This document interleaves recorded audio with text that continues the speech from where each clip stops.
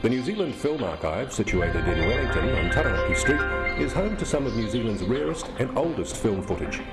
It's also a repository of a growing collection of contemporary film and television footage. But tonight, a celebration's about to commence, the opening of On DISK's latest educational program for New Zealand secondary schools. We're here at the New Zealand Film Archive. We are opening one of our secondary education programs, which is sponsored by the Ministry of Education. And tonight's opening is a program on the city of Wellington as part of the urban settlements curriculum to support geography in secondary schools. Alex Burton, the founder and mastermind of the concept, has worked on moving image source material for over 10 years. In the beginning, when the Film Archive thought about investing in the education market, we were still working with film, and so we had audiences coming into us in our old building. We actually joined pieces of film together and have film showing. So it was a very complicated process.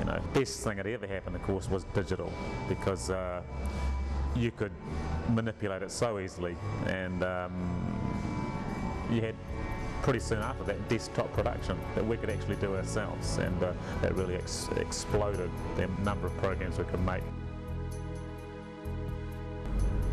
The Film Archive signed a contract with the Ministry of Education in 2006. Honourable Steve Mahari officially launched the venture in August of that year. Certain targets were contained in the contract, but nobody was quite prepared for the response.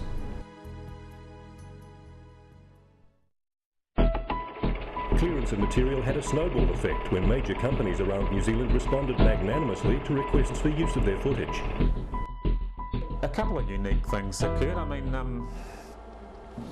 Kathleen Drama at the Film Commission a couple of years ago managed to contact Icon in America to clear In My Father's Den, that marvellous piece of filmmaking by Brett McGovern. The New Zealand Film Commission, situated in Gusney Street, Wellington, funds and sponsors all of New Zealand's major film production releases. Where the Film Archive is really useful, and it really steps in, is to basically start looking after those older films as they become less useful to us in terms of marketing and selling them around the world. So the Film Archive stores those films, the original materials, the master materials, and then chooses to use them in its own educational activities. Many secondary schools throughout the country are now using On DISK, including Wellington High School. We've been using On DISK at Wellington High School for the last 3 or 4 years. One of the amazing things about teenagers is that they're kind of trying to figure out who they are and where they stand and where we've all come from, and I think the On DISK collection really gives them